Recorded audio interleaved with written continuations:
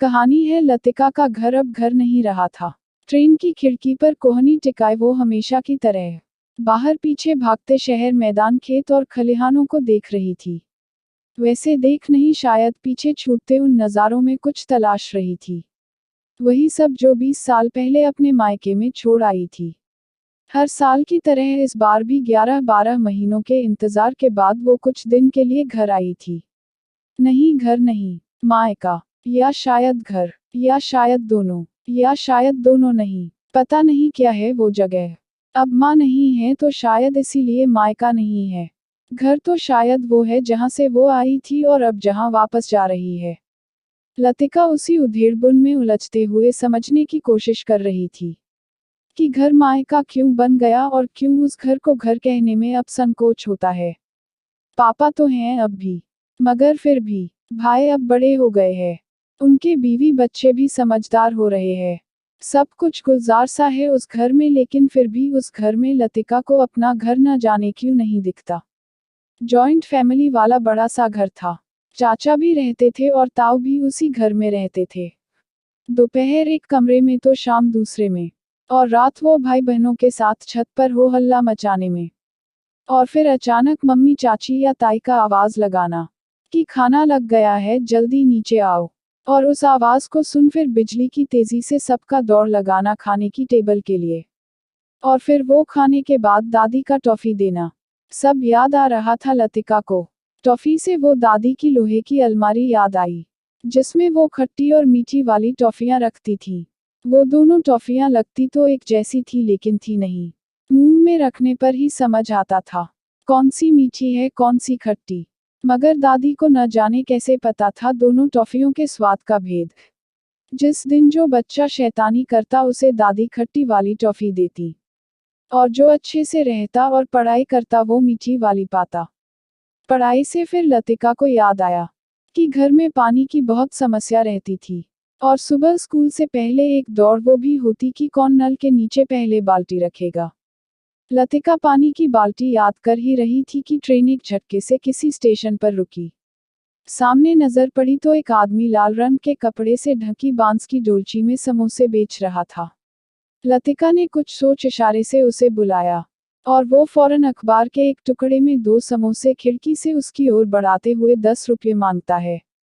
जैसे ही लतिका ने उसे 10 रुपये दिए, ट्रेन चल पड़ी। ट्रेन चलते ही लतिका ने समोसे का एक कोना तोड़कर मुंह में रखा। समोसा खाते ही उसे ताऊ जी का वो कभी कभी शाम को बड़े भैया को 10 का नोट देना याद आ गया, और साथ ही नोट देते हुए उनका वो बड़ी गंभीरता से कहना कि ध्यान से लाल लाल और खरे समोसे लाना सबके लिए, और जरा चाय बनने से पहले ही आ जाना। घर में शाम को चाय के साथ उन समोसों का मिलना भी एक अलग अनुभव था। फिर जब बड़े हुए तो वो अपनी सहेलियों के साथ घंटों छत पर बैठ गप्पे मारना, या कॉलेज से घर आने पर मम्मी का ठंडा पानी पिलाना। लतिका न जाने क्यों वो सब याद किए जा रही थी। शायद इसलिए क्योंकि अभी अभी कुछ घंटों पहले तक उसी घर में थी, और वहां जो इस बार फिर नहीं जी पाई, उसे यादों में ही जी ले रही थी। आखिर उस घर में अब वो घर जो नहीं दिखता उसे, जिसे 20 साल पहले छोड़ आई थी। अब उस घर में नए घर बन गए हैं।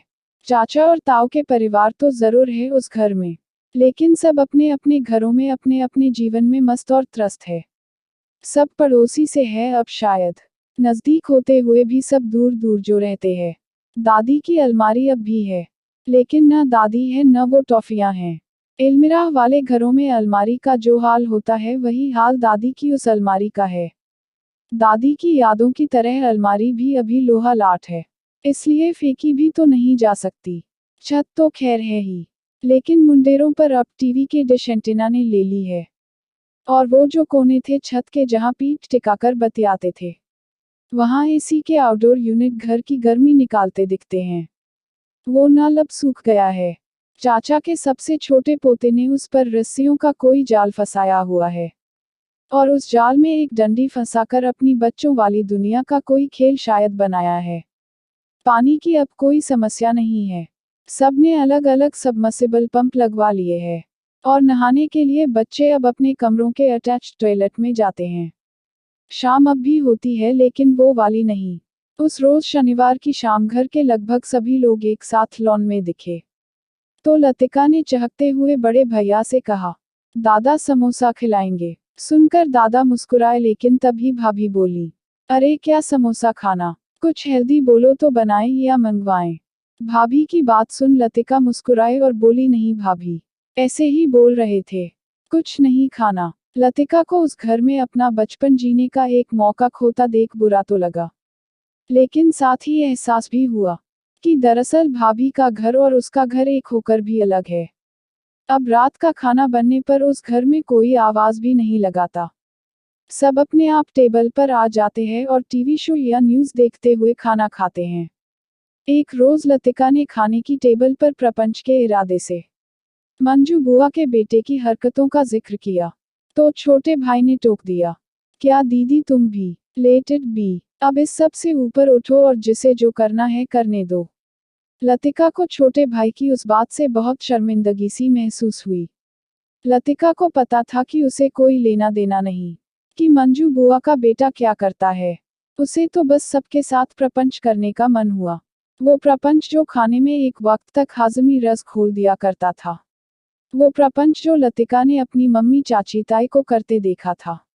और वो प्रपंच जो वो अपने भाई बहनों के साथ खाली समय में करती थी। वो प्रपंच जो किसी बुरे इरादे से नहीं होता था। वो प्रपंच जो सिर्फ चकल्लस के लिए होता था। मगर अब चकल्लस भी किसी को कहाँ पसंद, और अब फुर्सत भी नहीं किसी के पास। लतिका उन ख्यालों में ही थी कि तभी बगल से एक ट्रेन एकदम से चीखती हुई गुजरी। लतिका चौंक गई और अपने ख्यालों की उस दुनिया से फिर बाहर आ गई। लेकिन न जाने क्यों उस ट्रेन का बगल से यूं गुजर जाना उसे अपनी शादी की याद दिला गया। शादी वाली ट्रेन भी अचानक से जीवन में आई और जब तक लतिका कुछ समझ पाती, घर मायका बन गया और उसे पता भी न चला। लतिका ने बड़ी कोशिश की इस भेद को समझने की, मगर कभी समझ ही नहीं पाई, या शायद समझना ही नहीं चाहा। हमेशा फर्क समझने में उलझी ही रही। और उस उलझन में कब मम्मी चल बसी, कब भाभियां आ गईं, कब पापा बूढ़े और भाई अधेड़ हो गए, और कब घर मायका बनता गया, उसे पता ही नहीं चला। खैर लतिका दूसरी ट्रेन के शोर की गूंज कम होने के बाद खुद को सेटल कर ही रही थी कि तभी उसके फोन की घंटी बजी। स्क्रीन पर गुड़िया लिखा देख अचानक लतिका की तंद्रा टूटी और उसके चेहरे पर एक मुस्कुराहट बिखर गई।